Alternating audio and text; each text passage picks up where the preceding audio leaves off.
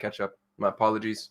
But I did it. We're live, and I'm going to give it just a minute or two to let people trickle in so we can start our epic round of Q&A. And I can either answer your questions or pretend I don't have time to answer your questions if I don't know the answer. Just kidding. And if y'all don't mind, drop your questions, comments, concerns into chat. One of the topics I'm really interested in just chatting about today is prioritizing first-party data acquisition. We want to prioritize first-party data acquisition. And that sounds like a mouthful, but all that really means is we need to get really good at capturing the data that's accessible to us to make sure that we can fill in the gaps when we lose all the data that we're potentially going to lose, as all these big major changes get rolled out. And to be honest with you, I don't necessarily know exactly how to do that just yet, but I want to plant the seed that this is a practice that needs to bubble to the surface. And to be honest, I think it's going to end up being a software problem. I would anticipate this falling on the shoulders of CMS, of course, CRMs, and your tech stack is going to need to assist you in capturing these little nuggets of data. Bohan's here. What's up, Bohan? Thanks for being here, brother. Appreciate you. Let me know if you have any questions. Drop them into chat. Anything you want to talk about topically. I'm not sure how to do this. I've watched other people's lives, and some of them come kind of prepared with something of a presentation. But in my mind, I feel like that's nothing different than me just recording a video and you watching it. So I'd rather make the live ultra interactive if possible, if y'all don't mind that. So if you've got a topic that you want to lead the discussion with, let me know and we'll head in that direction. I feel like that's where we all get the most value out of the live. I'd also be really interested from everybody, what topics do you want to hear about moving forward? Like, when we're playing the YouTube game and me and my partner are shooting these videos, are there anything specific that you really want? I've got a little bit of a wish list from some folks. Some people have asked for things that are more of a course than a video, but we're still working on, dancing our way around that. But if you have any requests, we want to make this the #1 Google Ads channel on YouTube. That's my goal, and that'll take some time. There's some heavy contenders out there and some people that I really respect, but I respect them enough to be a competent competitor myself. So if y'all can help me with that endeavor by letting me know what it is that you need to know, then hit us up. We're happy to help. Bohan says, I have a problem with Roas. All my campaigns stopped performing. What happened? Just out of curiosity. Oh, within the last 7 days too. That's interesting. So how many campaigns are you running? Is this all for one account, one client, or is this across multiple clients? And the other thing that I'd like to mention is you go and check what your attribution delay is, because if it's just in the last 7 days, especially in the e-com world, Google will show you the amount of time it takes for 100% of the delayed attribution. Well, not 100%, but for the majority of the delayed attribution to be retroactively applied to those date ranges. So if you're just looking at the last 7 days, chances are, depending on the time it takes your attribution window, you might not be looking at 100% of your data. And we learned this the hard way, and it's not something that Google made as readily apparent as they do now. So they've got more kind of insight into this now than they did historically, and that attribution window is a potential curse. It sounds like it's just your account too. That's interesting. So, we can dig into that a little bit if you want, Bohan. As a matter of fact, I wonder if I couldn't invite you to be a guest and then you could present. I'll maybe figure out how to do that by next Friday. But tell me more about what went wrong and I'll try to help you diagnose it. Nick is saying, just curious, if you were starting a new PPC account, would you go all in on responsive ads or expanded text ads? Man, what a great question, Nick. Google's kind of killing expanded text ads, which is a little frustrating. Now, there's a way to cheat in the responsive ad setup. There's a way to turn it into an expanded text ad, and that's just by only giving it 3 headlines, 2 descriptions, and then anchoring the headlines in their position. However, I have a sinking suspicion. I have zero proof of this, but I have a sinking suspicion that the way that responsive text ads are structured, you will find yourself deprioritized by Google's algorithm because it likes to be able to test, spread traffic across those variables. So what we do right now is we do 2 expanded text ads and 1 responsive set of responsive ads in each ad group. And that had been the best practice for a long time. So honestly, a lot of that is just a byproduct of the fact that it's still in my SOP. It's still in our project plan. I can tell you, though, that generally speaking, the responsive ads win. However, I still like expanded text ads because when the responsive ads win, there are more variables than a human is able to interpret. And I still like knowing things like what are my highest performing headlines and why, in what context. So I like expanded text ads because, sometimes even if they're losers, I can, compare the 2 losers against each other, excuse me. And it helps me see things like, testing hooks, value proposition, pricing, offering, etc. Where expanded text ads, you don't get that same. I mean, the data is probably far more granular, but it's just harder for me to interpret. That said, Nick said, I get sick to my stomach with all these moves Google's making. The whole trust us to do what's right for you thing is BS. Yeah, man, I don't disagree with you. I think that we're going to see manual CPC go away, which is freaking terrifying. But Bing just pulled that move, and I learned about that on somebody else's YouTube channel. Cool cat. I referenced him. I wish I could remember his name. But yeah, and they've made more moves towards automation, and they've been more aggressive with their move towards automation than I've ever seen them. It's unbelievable. It feels like it all started when they took away search terms. I mean, that wasn't the beginning by any means. Like, it's been a slow, steady drip of, torturous changes. But when they took away search terms, that was definitely like the biggest, most jarring. And then after all of us just sort of put up with it, they're like, oh, well, let's try to take away this and let's try to take away that. And, losing broad match modified was I'm still kind of surprised that we're all just like, all right, that sucks. We'll just go play with phrase match now. And I understand that phrase match expanded in terms of how it works, but still, like, BMM was my favorite match type for new campaigns. It's the exploratory match type. It's how you go out and you learn. So yeah, Nick, to answer your question, I'm still doing 2 expanded text ads, 1 responsive ad. If you only did responsive ads, I'm sure you'd be fine, but I feel like you learn less, is my soft opinion. Bohan 2 is here. What's up, brother? There's a column called conversions by conversion time, which will show you all ads for the time frame you're looking at. Yeah, so thank you for that, Bohan. I really appreciate you. If you go into customized columns, you can actually look at different conversion variables. And what Bohan here is talking about is conversions by conversion time, which gives you that a preview into the time-based conversion, which we actually have a video on. Shows you conversion count based on the day a conversion occurred. Not that your conversions column data is based on the time clicks occurred. Note that your conversion column data is based on the time clicks occurred. Yeah, and then the other piece to discuss, I think, is just your attribution setting, because the way you choose to attribute value is going to impact how your campaign functions and reports on that value. So that, I mean, you can change one attribution setting, and all of a sudden your entire campaign toggles one way or the other, which is really interesting. We saw that inside of Smart Shopping. John, my business partner, who's actually the smart guy, he started testing first click attribution in Smart Shopping, which made a ton of sense because it's an acquisition strategy. It's heavily display based. You're sort of carpet bombing the ecosystem with traffic, and it's just not something we thought of before. And Google doesn't recommend first click. I think when you took their course originally, when Smart Shopping rolled out 2 some odd years ago, whenever it was, man, if memory serves, I'm pretty sure they were prompting last click, or either that or time decay. But John started running with first click attribution, not to say that you should always use first click attribution, just to say that in certain campaigns it made a lot of sense, especially if the campaigns were based on user acquisition strategies. And that worked really well for some of those campaigns because Smart Shopping is all about getting the user into the fold. Once they're in the fold, we're going to remarket to them to death. But figuring out where you found those users can be really, really helpful. Janavi said, "Who are you? I'm new to your channel." I'm Kasim, and I run a YouTube channel on Google Ads, and I'm happy to answer any questions that you have on Google Ads. I own a little Google Ads agency called Solutions 8. I like to say that we're the best and most respected Google Ads agency on the planet, and whether or not that's true, I believe it to be true. So I'm also, I don't know if y'all know this, but I'm Digital Marketer's traffic coach.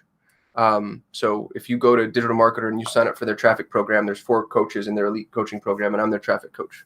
So I hope that didn't sound like a name drop. I just don't want you all to think that I'm some idiot that talks to his computer screen for a living. I've been around the block a little bit. Brenda said, if you have a limited budget, which one will you recommend to start with? YouTube or Smart Shopping? That's tough. Honestly, I'm going to say neither. You tell me what a limited budget is. If you don't have at least $1,000 a month, I don't know that I'd run Smart Shopping, because I don't think you're ever going to reach critical mass from a permeation standpoint. The average CPC inside of Smart Shopping is 56 cents. And obviously that's a kind of a stupid data point, because it really depends on your industry and the competition, but you need to start somewhere, right? So, and that, by the way, isn't the average across all Smart Shopping accounts. That's the average that we saw. I averaged all my Smart Shopping campaigns, or actually Regina did on my team. And we found that our average CPC was at about 56 cents. And when I look at them, that's pretty consistent. So that's about, with $1,000, that's about 1,800 impressions, but it's 1,800 impressions display based. And with Smart Shopping, you need to get 20 to 50 conversions on the front end before Google can really identify who's buying from you.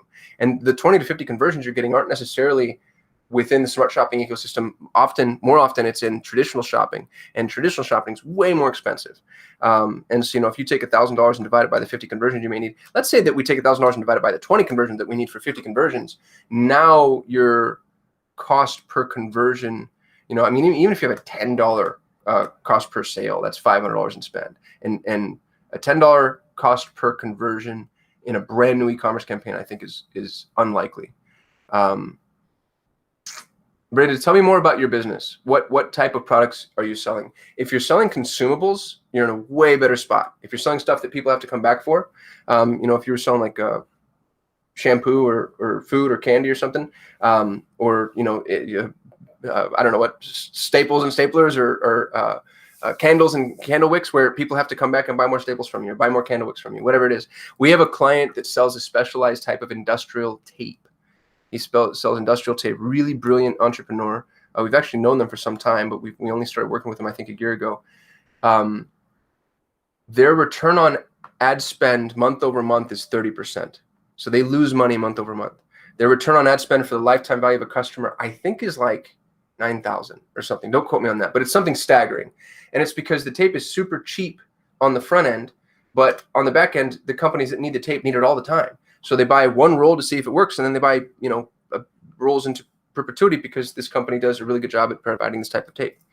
And Brenda says she's got an original art gallery. Man, I don't. So Smart Shopping is really hard for original works too. So if it's an original art gallery, I think if you're telling me YouTube and Smart Shopping are the two that you want to play with, I'd be veering towards YouTube, and I wouldn't be marketing products. I'd be marketing a community. So because an art gallery is the type of thing that, when people buy, they buy to reinforce an identity. And that's true if they're buying a pen or an airplane. And art, I think, entrenches very heavily into that paradigm. And so, if you were to start a YouTube channel where you're explaining, the origins of the art, highlighting artists, doing talks with the artists, that type of thing, and then promote the channel, I think that's the best and most effective way for you to gain the visibility that you need on the super cheap. Because running YouTube ads to promote a YouTube channel it's fractions of a penny. Especially if you have really high quality content, it works really well. But trying to sell original pieces of art using paid advertising cold right at the bottom of the funnel, it's tough. It's real tough. So I would go and I'd start selling a community. And by the way, y'all, if you have the opportunity to build a community around your business, there can be nothing more valuable in terms of customer acquisition. And I can speak from personal experience, and there's things that you can build a community around that you didn't think you could build a community around. And that doesn't mean that they need to show up for weekly meetings or anything. It just means that instead of having bought this from you, they're now a part of a club. And the way to do that, if you're not familiar with like Don Miller's story brand, is begin to tell the story of them being the hero and you being the guide. And it's an interesting approach to take, because the best brands assume this right out of the gate. The best brands tell you what they're for, what they're against, and you're like, oh, I'm for that, and I'm against that. So anyway, that was a bit of a tangent. Let me get back to my questions. Bohan said the big marketer brought up Bing taking away manual CPC. Oh yeah, the big marketer. Thank you, brother. He's got a great YouTube channel. So let's go pimp that guy out for a minute. Because I really like promoting people that are doing good work, the big marketer. And he's from the UK, I think. Or maybe I just stereotyped him because it sounds like he is. Hey, you need to... There we are. So let's show him in stream. So this is my dude. He's got 12,000 subscribers. So I want to beat him, obviously. But until I do, I'd love to promote him. I'll drop his channel into chat. He had great content.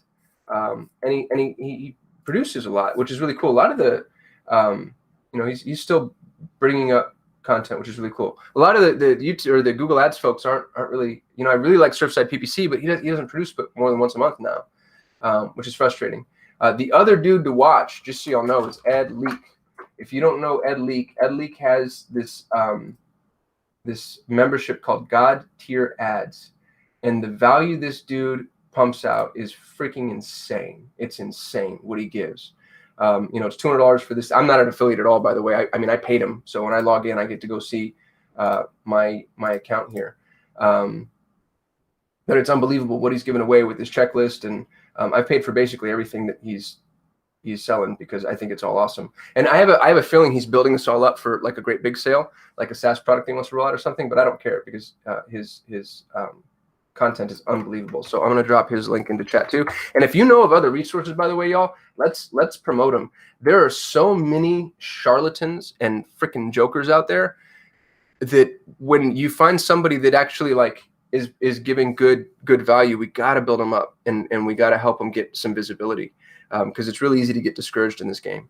So if you see somebody that you're like, man, this person's really dropping value, let's promote them. And it doesn't just have to be in Google Ads. I wouldn't mind just like in the realm of digital marketing, education, and training. Let's help the good folks because there's so many idiots out there running around like pushing this education that's just worthless. It's worthless. And not only, I wish it was worthless because that would just mean that it's zero, but it's actually negative because if you take their advice on things, you lose money.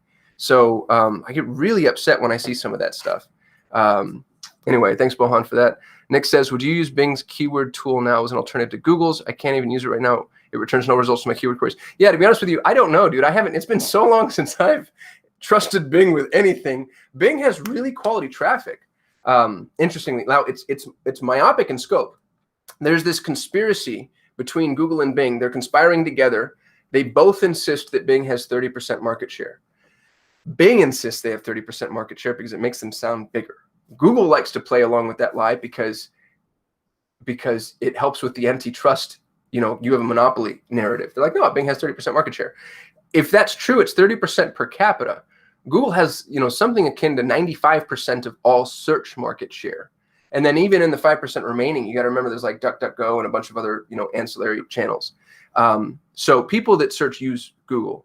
However, within Bing's little teeny sliver, you have a lot of people that are older, more affluent, and less technologically savvy. That's a great market, especially for some of you. If you're selling hospice care or something, they're less clicky. The average Google searcher clicks on 4.3 ads. The average Bing searcher clicks on 2.5 ads. They have more money. They're quicker to buy. So depending on your business, rolling out a big campaign is absolutely worth doing. And they make it really easy. You can just copy and paste your Google campaign into your Bing account with a few very minor nuanced changes.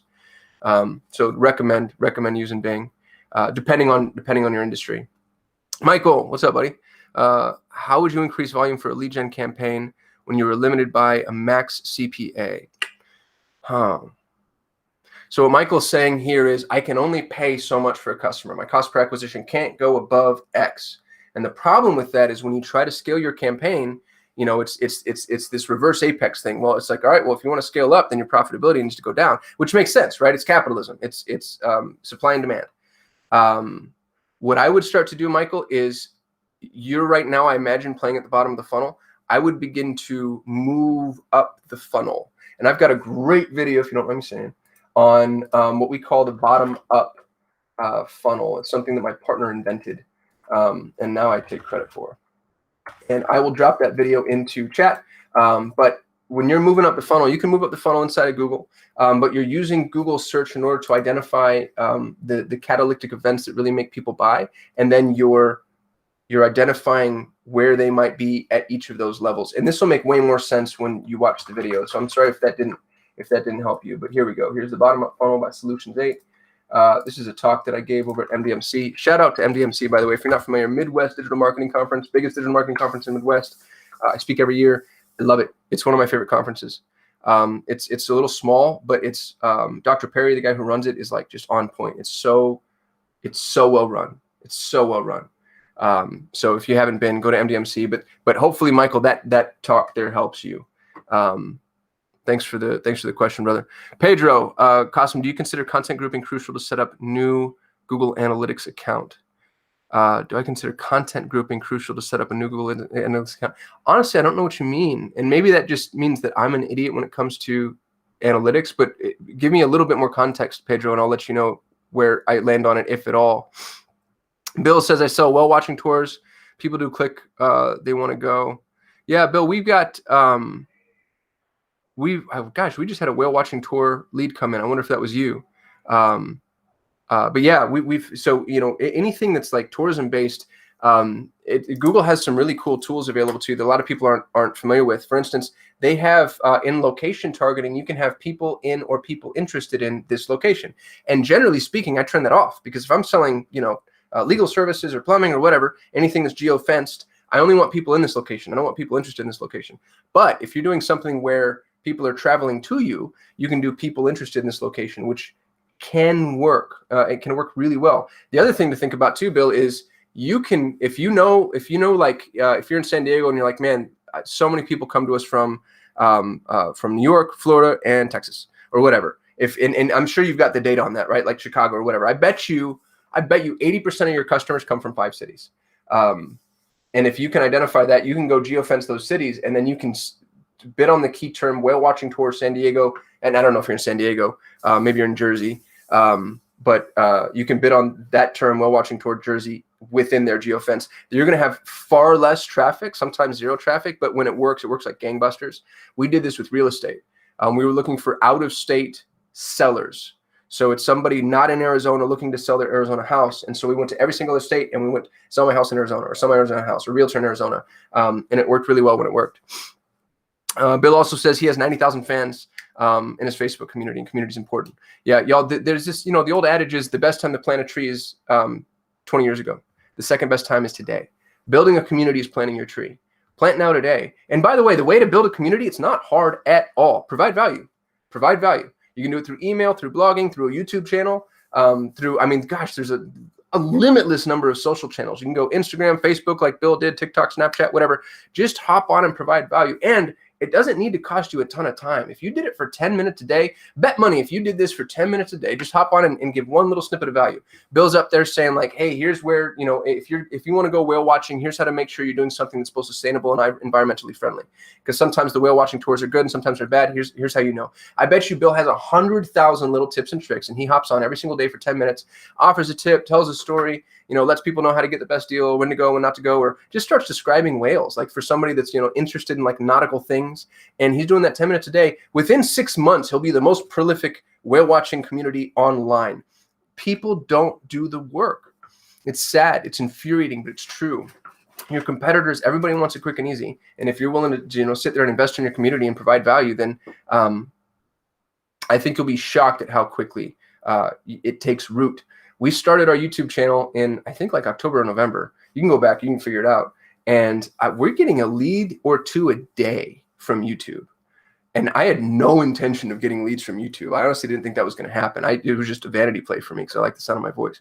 Just kidding.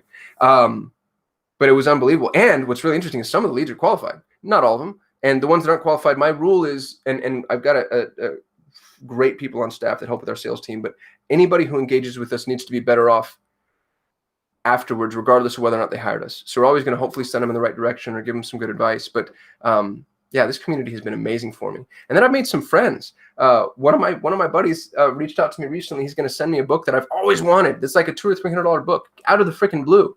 I'm not going to drop his name in case he's embarrassed and doesn't want me to, but as soon as I get his permission to, I might be doing an open box on site of YouTube. So build a community around your business.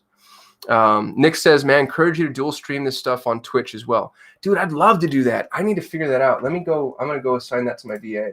Thank you for that note, brother. Anywhere else that y'all think I should be dual stream on Twitch? I know I'm supposed to be a digital marketer, but like I'm so old now. Like I don't don't mess with, you know, like anything new, any social media channel that was created in the last 5 years. I probably don't have it. And now I'm just like old and crotchety and like, oh, who would want to watch that? So I really appreciate y'all guiding me a little bit. And if there's somewhere else that y'all think I need to be, please let me know. Fady says my Google Ads account is suspended. Dude, walk through. Google has a remediation process that's very straightforward in terms of how you submit, not always straightforward in terms of why you were suspended, but you got to jump through those hoops. You can't, there's no back channel. Facebook, there's a ton of back channels. There's no back channels. Brenda said, so promote YouTube channel. Thank you. Yeah, absolutely, Brenda. I think that'll work for you. Pedro, what about Rlsa campaigns for YouTube ads? Man, I never thought about that. I've never done it, but why not? So for y'all, just so you know, Rlsa is remarketing list for search ads.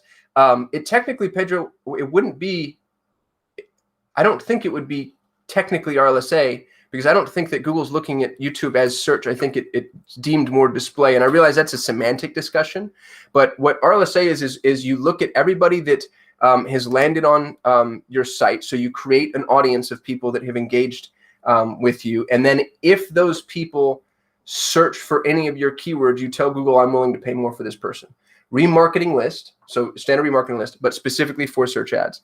And you could build a remarketing list for YouTube ads, I imagine, although I have not done it, so it's worth testing. It's a good idea. It's a good idea. We don't do a lot in you know, the Google's like discovery, display, YouTube. I can't say we don't do it, because we do, but you know, our bread and butter has always been search, and so some of these things have been treated as like ancillary or additional channels. Abdul's saying mine also got suspended. Yeah, I'd go play the remediation game inside of Google. Be really careful. There's a bunch of agencies out there that will charge you to get your account re-enabled, and there's no guarantee, and then it doesn't get re-enabled, and that's just kind of how they make their money. They're a little predatory. So if an agency says they can get your account re-enabled, I would make them work on contingency. Have them look at the account and then tell you whether or not they can get re-enabled. And by the way, if you're in, there's a couple of industries where you're just never coming back. Like if you were in tech support and you did something Google doesn't like in tech support, we get 1 or 2 leads a month from a company out of India that was trying to sell tech support services and got banned, and they're never coming back. And not only they're never coming back, but it's weird because like any domain name registered to those people or any credit card or, you know, billing profile registered to those folks won't work. So now what they do is they call us and say, hey, will you foot the spend? We'll pay you back, or we'll pay you ahead of time, and you run the ads, and that'll get my, you know, MCC suspended. So there's some places where Google just refuses to allow any wiggle room whatsoever. Fady, what do you suggest if I open a new one from same PC? Will it get suspended directly? Yeah. So that's the problem, Fady, is if you open a new account, Google knows who you are. Like, dude, if you have your brother-in-law in a new city open the account and you log in through a VPN, you can probably get around that type of thing. But yeah, what Abdul just said, circumventing system policy. I've seen people try. I've seen people try. Bill said, shut up to StoryBrand. Y'all, if you haven't checked out Don Miller's StoryBrand, you gotta. Nick Pearson, I'd love to know how you approach super high Scrooge McDuck CPCs like personal injury attorneys. Dude, well, I get my butt kicked oftentimes. You have to have the spend. Here's the truth. It took me a long time to learn this, and nobody's going to like this answer. It's not any different. It's just a multiple. It's just a multiple. So, you know, personal injury attorney, if y'all don't know, you can pay $500 for that click. And Google stopped giving us that data, by the way. Check this out. This is so freaking infuriating. Watch this, y'all. If I go into Keyword Planner, this didn't used to be the case, just so you know. If I go to, you know, I say personal injury attorney, bet money I don't get this data. Bet money. Watch. Get results. If it makes me wrong, I'm going to be so mad. Yeah, all keywords are removed. Try different keywords. Now, I can say DUI attorney, and I'll probably get that one. It gives me DUI, doesn't give me personal attorney. Now, Google has all these things about, you know, sensitive whatever categories. How is personal injury and DUI, how are any one of those any more or less sensitive? I think they veil data on purpose in some instances. It wouldn't surprise me at all. That said, if a personal injury attorney cost per click is $500, you treat that exactly like you would treat a campaign that has a $5 CPC. You just need 100x spend. And I can tell you from experience, we had and y'all have heard me say this before, so forgive me for being something of a broken record, but we had the highest performing real estate investment campaign on the planet, and I can prove it with data. And that was, we had leads that were $5, $6, $7, $8, $9, $1,200 in some places. And we optimized the exact same way. We ran the exact same way. You just need more data. Now, I guess the other thing I should say is you have far less margin for error, obviously, and you now have to follow all the rules. So what we did really well in our real estate investment campaign is we're tracking all UTM and GCLID parameters. We're also seeing post-acquisition who's closing and for what amounts, and then piping that information back into Google. So you're running the campaign the way you'd run any other campaign, Nick, but you're also following all the rules that you would probably ignore on a low-spend campaign. And maybe to take this a little bit further, I niche down in semantic variables. And what that means is we'll run like 5 to 10 high-value keywords at most just to try to see what's happening. Especially if a client has spend concerns. But that's the other thing is I turn those clients down now. If you come to me and you're like, I've got $5,000 a month and I want to run personal injury, I'm going to say no, because we can't do that. Because if you have $5,000 a month and your CPC is $500, you have 10 clicks. We have 10 clicks. Like even a good conversion rate gets you 1 lead, and the odds of that lead being qualified are slim to none. So you have to back into those numbers. I've got a really cool tool for y'all, by the way, if you want it. I'll show you, and it's free. There's no charge for this, but it's my estimates and projections. There we go. I don't know if you guys can see this, but what this does is it lets you identify like what's your CPC. So let's say personal injury, it's $250. And by the way, if you can't get Google keyword ideas inside of Google Keyword Planner, another one is espionage that I really like. Oh, come on. All right, well, I'm not going to be able to show you. Somebody on my team changed the password.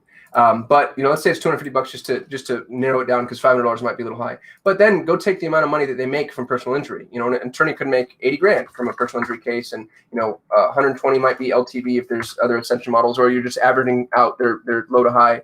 Take their on-site conversion rate and their close rate, and then whatever your fee is going to end up being, and you can see their return on ad spend. And this is actually a really solid return on ad spend. However, you'll notice they're only getting 0.8 closed deals a month. So if this attorney goes, well, I need 2 or 3 deals a month, then it's like, all right, dude, well, why don't you go spend $50,000, and now I can get you about 4 deals a month. And this works for e-commerce too. It just takes away, obviously the close, because if they convert, they close.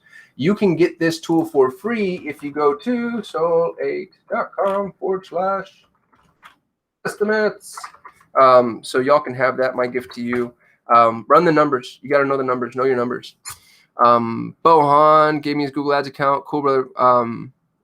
We'll talk about that. Pedro, content grouping lets you group content to a logical structure and then view and compare aggregated metrics by group name. This would help you aggregate Google Ads data for different click ideas. Dude, that's brilliant. I don't do that, and I probably just should. I think you just taught me something, so thank you for that. So it sounds like what you're doing is you're trying to segment people according to intrinsically qualified interests. Now, I guess I shouldn't say we don't do that, because we call them trigger pages. We have like if you go to my pricing page, I'm going to prioritize that prospect over somebody that just goes to one of our blogs or whatever. I actually prioritize that people go to our about page. Y'all, people that go to your about page, those are highly qualified prospects. They're actually paying attention. They're convertible. So your about page, in my experience, is generally your second most traffic page after your homepage. People want to know mission, vision, value, story. Put some pictures of you up there. We did a really cool thing on our about page. I think it's really cool. We highlight everybody on our team and we turn them into a superhero, which, there's some neuroassociative conditioning going on there. I got a quote that resonates with me by Viktor Frankl. If you're not familiar with Viktor Frankl, by the way, he wrote Man's Search for Meaning. He's a Holocaust survivor. He was in a concentration camp, and inside the camp was able to basically write this book in his head about why humans should, the will to meaning. Phenomenal piece of literature, but let people know who you are.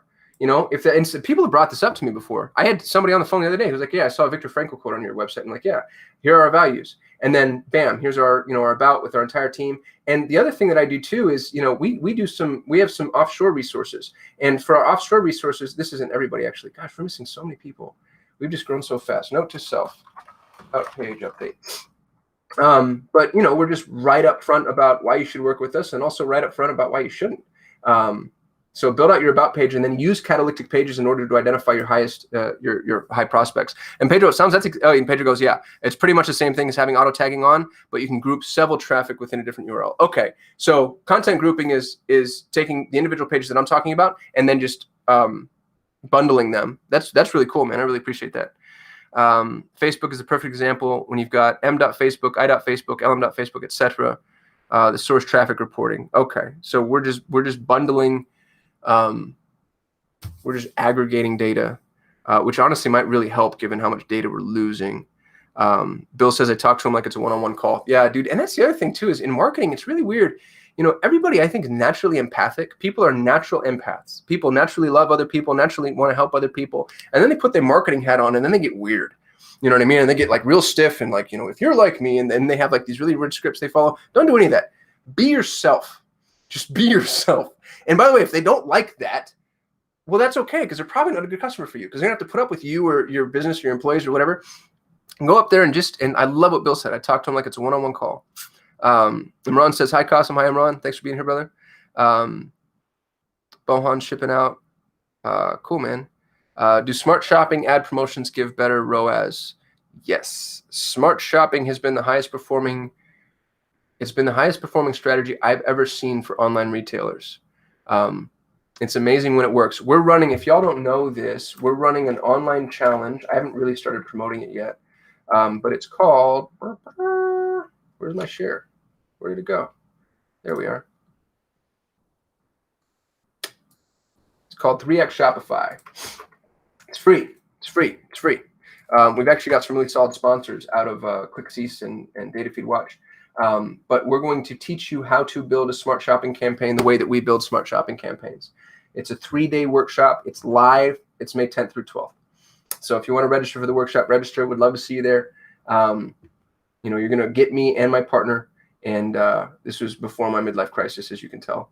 And y'all, we've got like the amount of case studies we have on this. It's unbelievable. And this is all, these are real numbers. Nobody made this up. We can pull up my Google Ads account right now, my MCC account, and you know, I'll show you all 130 accounts that we have. Not all of them are smart shopping campaigns, obviously, but like I've never seen anything as effective as smart shopping for e-commerce ever. That doesn't mean it's guaranteed to work. That just means when it works phenomenally well. Thanks for the question, Ron. Does customer match work well for offline customer lists? I don't know the answer to that, brother. Wait, let me back up. Are you saying, I thought you meant offline conversions. If you're uploading your list into Google's customer match, looking to build a custom audience, yes, definitely. You have to have spent 50 grand inside of the Google Ads ecosystem, and you have to be compliant, I think, for 9 months, but it works really well. Be really careful though. Make sure you own that list. Don't go buy a list. Google gets super snippy. As a matter of fact, I think we had a Facebook Business Manager account that got disapproved for that reason. So be super careful about those lists. Bohan is saying you can use Rlsa in search as well. If you add it as an observation in audiences and bet on it more, this usually converts really well. Yeah, so Rlsa, remarketing list for search ads, great tool. We've got a video on that in YouTube too somewhere. Let me go find that just so y'all have it. I don't remember if that was me or John. Oops, I just clicked on my own live. That's unnerving. Rlsa. Damn. This is great. There you go. Rlsa. Now y'all have that. Thanks for the insights. It's worth trying YouTube ads for expensive CPCs. You can use in-market audiences who search for attorneys and target them on YouTube. Yeah, so dude, y'all, if this is what I'm talking about with this community. Bohan, so if y'all know, he's my dude, man. He's like just a super, super cool dude. And really appreciate him. And he's always sending me these pro tips. Like I've learned so much from him. I promise you I've learned more from him than he's learned from me. And it's just the cool thing about building a community is we're like amalgamating our knowledge. So it's awesome that he's here. And, you know, he's got some pro tips to drop, which I really appreciate, brother. So thank you. So yeah, he's saying, you know, if you have high CPCs, like Nick was mentioning with attorneys, you can use Google in-market audiences and YouTube. And by the way, in-market audiences are amazing. Google knows who's shopping. They know who's shopping. We've used them for Google Ads, and they'll put you in front of people that are shopping. It tends to be a slightly diluted lead quality in my experience, but they're also much less expensive. eMarket Ocean, make money online. The best name ever. What's up, brother? Thanks for being here. You can show it on any YouTube videos as long as they've searched on Google, and your clicks should be a lot cheaper. Yeah, well, you can't show it on any YouTube video. They have to have monetization enabled. So you can advertise on any YouTube video or channel with monetization enabled. But if they don't have monetization enabled, like you couldn't advertise on my channel. Well, yeah, you couldn't advertise in stream. You might be able to advertise around on the peripherasis. But at least that's my understanding. Somebody correct me if I'm wrong. Oh, Imran says, I was actually asking about promoting coupons with Smart Shopping. I don't have enough experience with it, man. I don't play the coupon game heavily. My experience is that you dilute your convertibility long term, especially because Smart Shopping is multi-touch, and you're basically playing like the Groupon or the Black Friday game. And I've seen brands destroy themselves with this, where they run promotions so aggressively that people stop buying when they're not running the promotion, and so then they have to perpetually run the promotion, and then the promotion becomes a new price, and then for them to catalyze more purchases, they have to make the promotion more aggressive. So I'm not telling you not to do it. I'm just saying I wouldn't rely on it as a core strategy. Pareto said, mad. Yeah, I don't know why I don't get notified. I'm not sure what you're saying here, Pareto brother. I'm sorry. And I've got 10 minutes, and I'm all out of questions. So if y'all have more questions, comments, concerns, confessions, ideas, Pareto, thought YouTube did a thing in November that they can put ads on any video regardless of monetization enabled. Is that true? Can you? Because if you can, dude, I'm going to go freaking target some people.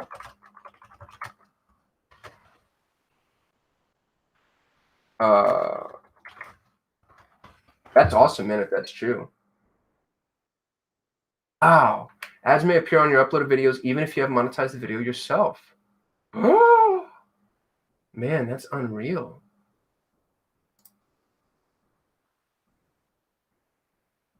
From channels not in its YouTube partner program. And they're not going to pay the creators. That's so interesting. It looks like they're not prioritizing those ads or those channels as much.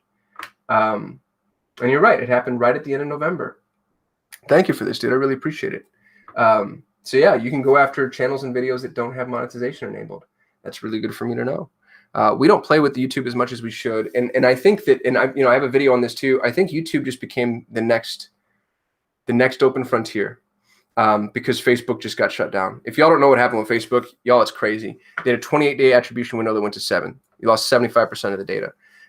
They busted the number of conversion actions you can have down to 8, and then you have to prioritize them because you're not going to get all of them. And then they have their delayed attribution is unreal, which is actually really bad for Facebook because you like to optimize Facebook on the fly. So all of that coupled together means that the efficacy of Facebook has dropped significantly. We don't run Facebook ads for our agency, but I have some consulting clients that I help with. One of whom is a world authority in his space. He spends $500,000 a month on Facebook. And when we ran his ads, last year he had a $20 CPM. When we ran his ads 3-4 months later, right after the turn of the year, same audience, basically the same offer, he had an $80 CPM. And I now there's a bunch of reasons that could be, but I attribute that to the major change in Facebook sending everybody scrambling, trying to buy the traffic that they would need in order to fill in the blanks in the data. And it actually makes sense. We lost 75% of the data. His costs went up 4x. That's, that match there is a little coincidental. I realize correlations and causation, but all that to say, YouTube functions the way that Facebook functions. So I think you're going to see a lot of Facebook advertisers pushing into YouTube. Really similar interest-based segmentation, really similar way that like in-stream skippable ads. It's a perfect almost one-to-one connection in terms of the way that they've been filling their funnel. And YouTube has up until this point been rather neglected, outside of people that are just doing brand building. So I think that YouTube's going to see a big uptick, and we're going to start using YouTube. Yvonne says, if your target audience has YouTube Premium, then they won't see any ads. So if your target audience is tech savvy and with subscription habits, then it's hard to reach them on YouTube. Yeah, that's a really good point. Imran says, thanks for the insights. Absolutely. How has your experience been with Criteo? Man, that's a really good question. I think we demoed it. Yvonne, is that one of the ones that we demoed before we got what we got, which we haven't finalized yet? The short answer is I don't know. Yvonne would know that. He's the head of our technical team. Yeah, and well, I wish I had a better answer for you, Imran. Imran's asking, does it cannibalize sales from the Google network? I don't think it could cannibalize. I think it could supplement. You're going to have an attribution problem. But multi-channel attribution that's a problem anyway for all of us. So I wouldn't stray away from, alternative mechanisms for that reason. Is DSA and shopping campaigns colluding with each other? If yes, can different bidding help?